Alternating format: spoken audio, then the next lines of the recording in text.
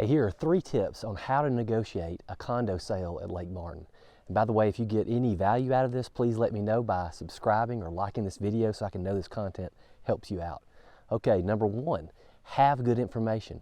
Don't compare condo complex to condo complex. Don't compare Harbor Pointe to Crowne Pointe or to the ledges of the Ridge. They're all different. Number 2, the details matter. You got to dive in and dig deep in the details and figure out, is one condo furnished and the other one isn't? Does one have a boat slip and the other one does not? Dig into the details. And tip number 3 on how to negotiate a condo sale at Lake Martin is realize that sometimes the views are different even in the same condo complex. Like at Harbor Pointe, some of them face in radically different directions. So you have to know what view it has in order to properly negotiate the sale.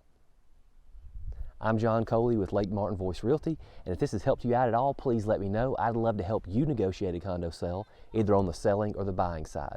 So please let me know if I can help. Thanks.